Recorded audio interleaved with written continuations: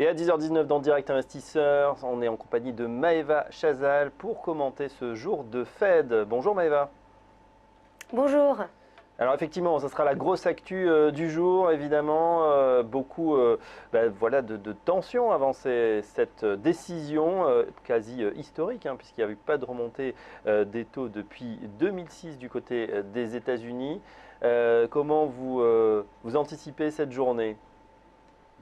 Alors effectivement, une journée très forte, également beaucoup d'attentes du côté des investisseurs. Et de toute façon, je dirais, la Fed a quand même pris assez de précautions en essayant de faire en sorte que les investisseurs anticipent une hausse de taux. Et pour le moment, c'est vraiment l'information qu'ont retenue les investisseurs avec une anticipation d'une hausse de taux de 1/4 de point. Donc on passerait de 0,25 à 0,5. Et tant l'information a déjà été, je dirais, totalement emmagasinée, mais vraiment là où les investisseurs vont vraiment être très attentifs, et pendant la conférence de presse qui sera tenue par Janet Yellen, c'est surtout sur le rythme et l'ampleur des hausses des taux qui suivront justement dans le cadre de la normalisation de la politique monétaire de la Réserve fédérale. Et c'est surtout ça, je pense, qui seront, en tout cas la substance des questions seront surtout à ce sujet-là, savoir si on va continuer sur ce rythme de 1/4 de point ou alors si au contraire on va un petit peu accélérer de mois en mois cette hausse de taux et puis jusqu'à quel niveau en tout cas on peut aller. Également très important, l'inflation qui a atteint 2% sur un an en novembre, en données justement corps, c'est-à-dire tout ce qui est hors alimentation et énergie, offre également à la présidente de la Fed un argument supplémentaire pour finalement justifier ce resserrement monétaire. Donc on est vraiment dans une configuration idéale pour la présidente de la Fed. Les marchés sont déjà finalement prévenus que cette hausse de taux va avoir lieu. Donc on risque finalement aujourd'hui d'être dans une position assez attentiste jusqu'à 20h, que ce soit sur les crosses avec le dollar, les marchés américains ou même le CAC, le DAX. On va finalement attendre de savoir comment les investisseurs vont réagir. Puisque même si cette information est déjà acquise, il faut être très vigilant. Comme vous le disiez tout à l'heure, ça fait déjà plusieurs années que les taux sont restés stables et on ne sait pas comment les investisseurs peuvent réagir face à cette remontée des taux, même si elle a été envisagée et même si elle est tout à fait acquise, c'est-à-dire que les investisseurs en sont informés. Alors du point de vue des objectifs maintenant, si on regarde un petit peu ce qui s'est passé sur le CAC ce matin, on voit qu'on est quand même un petit peu plus dirigé à la baisse avec une nouvelle fois des cours qui sont venus se frapper sur la résistance, celle des 4639, et pour le moment on s'oriente plutôt à la baisse, en tout cas d'ici la mi-journée. Alors bien sûr, il faudra attendre la rupture de la moyenne mobile à 20 périodes qui pour le moment joue le rôle de support. Elle se situe à 4620. À partir du moment où les cours clôturent sous ce niveau, on va pouvoir aller chercher la baisse.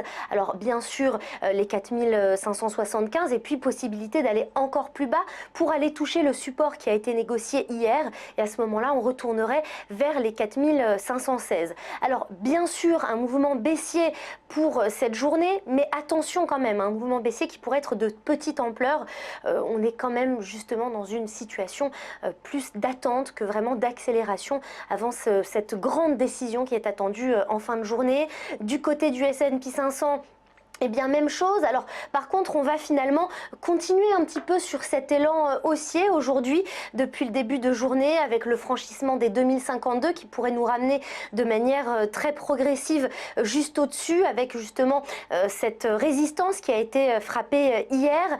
Mais attention vraiment, puisque les investisseurs restent quand même assez prudents et envisager un véritable rallye haussier, en tout cas pour la journée avant la décision de la Fed, ça semble un petit peu prématuré. Donc on a effectivement quelques seuils qui peuvent nous permettre d'aller chercher la hausse, mais il faut quand même rester assez vigilant en ce qui concerne l'ampleur du mouvement. On a quand même quelque chose qui est soutenu à la fois par la configuration des bougies et puis également des deux moyennes mobiles avec des pentes quand même très fortes en ce qui concerne la hausse, que ce soit pour la moyenne mobile à 20 périodes qui se situe à 2048 ou alors la moyenne mobile à 50 périodes qui se situe à 2031. Et puis forcément une journée également très forte du côté de l'euro-dollar qui est vraiment la parité phare avec depuis le début de journée eh bien plutôt une appréciation de l'euro face au dollar. C'est un mouvement qui avait déjà été amorcé hier dans l'après-midi et qui semble se poursuivre. Attention cependant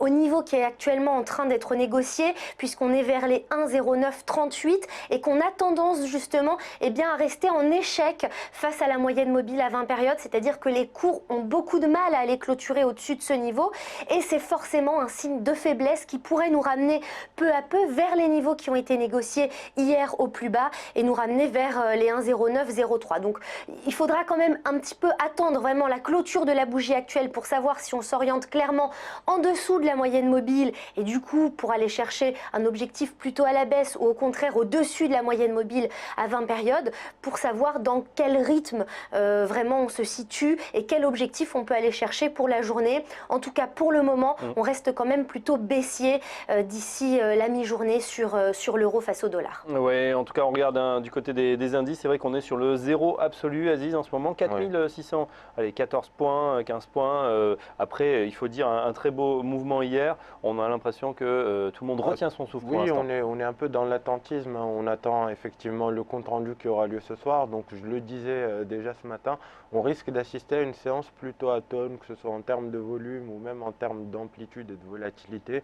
On peut osciller entre 4575 et 4660 éventuellement au plus haut.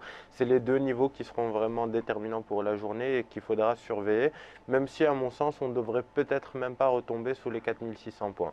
On va attendre le compte rendu de la Fed, on voit bien que ça va amener, si les résultats sont comme l'attend le marché, comme l'attend le consensus justement, un relèvement des taux. Et si on a un peu plus de précision sur l'éventuel calendrier de relèvement et puis le rythme auquel se feront les prochaines annonces justement, on peut avoir une pression baissière de retour de nouveau sur l'euro-dollar, une pression baissière qui devrait profiter au marché action, surtout européen, puisque le marché action américain qui aurait potentiellement un potentiel de hausse également, mais un peu plus limité que l'européen, puisque à son niveau, il devrait pâtir du renforcement du dollar. Et puis symétriquement, côté européen, suite aux annonces de la Fed, on pourrait avoir demain une reprise de ce fameux rallye qui a été amorcé hier avec une séance de plus de 3%. Le fameux rallye de fin d'année. Maëva, juste une question avant de vous laisser préparer le Market Live tout à l'heure, 11h à midi. La décision de politique monétaire, elle aura lieu ce soir à 20h, donc pour nous, les marchés seront fermés, sauf ceux qui peuvent évidemment s'occuper et s'intéresser aux produits dérivés tels que les CFD. Est-ce qu'il y a d'autres statistiques importantes ou vraiment cette décision occulte tout aujourd'hui? Alors bon, c'est vrai que ce soir, on attend justement la décision de la Fed sur les taux d'intérêt. Il y a également le discours de la présidente de la Fed, mais il y a quand même quelques infos, même d'ici la fin de journée. Alors déjà, ce matin, on a eu l'indice des directeurs d'achat, donc secteur manufacturier allemand. C'était quand même quelque chose d'assez fort, en tout cas pour la zone euro. Et puis, tout au long de la matinée, on va avoir les salaires moyens plus bonus. Ça, ce sera pour le Royaume-Uni, donc pour le sterling. On aura également à 10h30 l'évolution du nombre de demandeurs d'emploi et puis pour vraiment la zone euro à 11h, une info très importante avec les IPC attendus en données annuelles. Donc c'est une journée très forte déjà à cause de la décision de la Fed, mais tout au long de la journée il y a quand même des statistiques très fortes et puis je préciserai également à 14h30 qu'on aura les permis de construire pour le marché américain. Donc même si on est dans une position d'attente, il va y avoir quand même, je dirais, des petits accélérateurs tout au long de la journée. Alors peut-être pas pour des mouvements de grande ampleur, mais en tout cas des petites variations en réaction à la publication des chiffres tout au long de la journée. Et voilà, donc des catalyseurs quand même tout au long de la journée pour animer évidemment le trading en attendant cette décision quasi historique de la Fed. Merci Maëva Chazan. À 11h, pardon, on peut vous retrouver en direct sur les antennes de TFinance pour le Market Live d'IG. Quant à nous, on va accueillir dans un instant, dans la suite du programme, Eric Seban de Perceval Finance Conseil. A tout de suite.